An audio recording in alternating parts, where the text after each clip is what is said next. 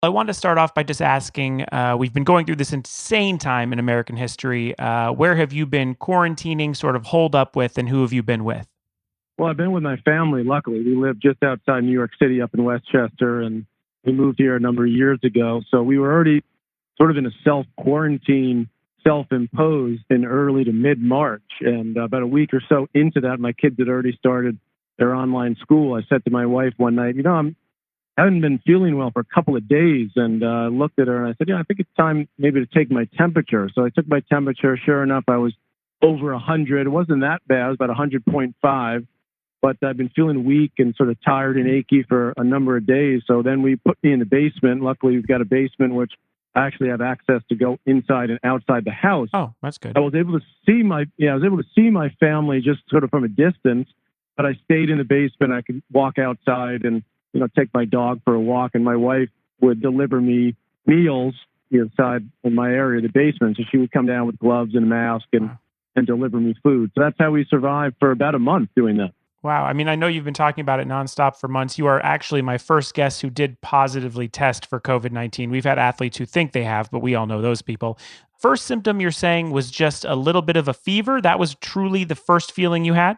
Actually, before that, I had a little more of I would just say overall fatigue and body aches. And that was a little unusual. I was having a little trouble sleeping at night. So I just wasn't really feeling myself for a couple of days. And it was really when I took my temperature that I realized, okay, I might, maybe I actually have this. I had a little bit of shortness of breath, which kind of came and went throughout the month or so. In fact, I still feel that a little bit now. When I take a deep breath, when I talk a lot, when I maybe run up a hill, something like that. So it feels like there's a little something maybe left over from it. But I never felt at the point where I was in any danger or I needed to go to the hospital. I was in communication with my doctor fairly regularly. Yeah. Of course, at that time, everything was hitting the fan here in this area, particularly in New York City and in Westchester. So my doctors and the people I was speaking to were dealing with generally much more serious cases than mine. Yeah, and so you have three teenage daughters. You also, your wife is a Broadway actress. Obviously, her industry was pretty much decimated at that time too. I mean, were there any nerves about you passing it along? Did anyone else feel sick at the time?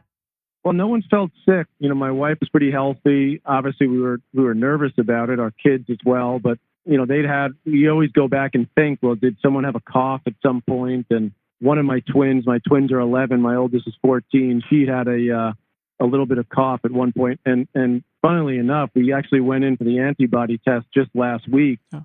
And one of my 11-year-olds was the only one to test positive for the antibody. Wow. I did not test positive for the antibody. So it's very strange. The doctor can't make heads or tails of it. So I think like everything else that's happened with the virus, it's basically the medical community seems to be playing a guessing game as they get more information, see more cases. Mm-hmm. And that appears to be basically where we are still. Does that mean that the 11-year-old did have it? We don't know for sure. I mean, we think it's certainly possible, but you would think so. Actually, our next door neighbor is a family of 5 as well. They have older kids and also a 10-year-old girl.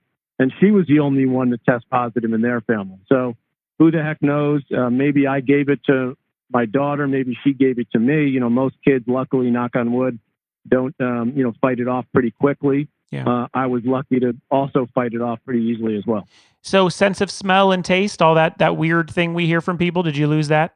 I did not lose that, but I had quite a few friends that actually live in my neighborhood that lost that. I had a few other friends, men in my age group, 45 to 55, in that range, that I communicated with that had much worse symptoms at night, especially with the sweats and the very high fever. Really, guys that really struggled with it. So I felt, again, that I was pretty lucky that I never had that.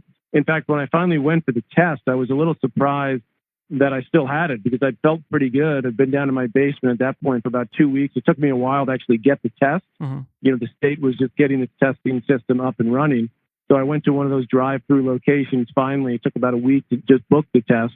And they asked you all the questions, have you been out of the country? How sick have you been? Have you been in contact with people that have had it? Of course, I had no idea. I'd been to Australia for the Australian Open at the end of January. So I was a little surprised when it came back positive.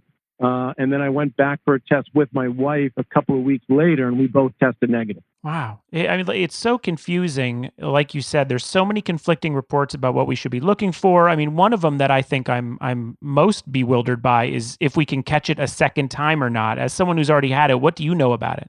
I don't know much about it Yeah. other than it's possible. So every time I go out or, I'm wearing my mask, what to me's changed, at least in the last month or so, is that doesn't appear we're as concerned about getting it by touching things. Initially I was wearing gloves to go to the store, to go to the pharmacy. I was sort of the one that was picked by the family to go out and pick things up when we needed them. So I would do that. I would wear the mask, the gloves, et cetera. That doesn't seem to be what the current medical knowledge says. It's more about the transmission through the air. So you see a lot of people, at least here in this part of the country where I go, wearing masks when they're out going to the store, et cetera. You can't even go into a store if you don't have a mask. So that to me seems to be the biggest issue at this point. But the short answer to your question is, who the heck knows?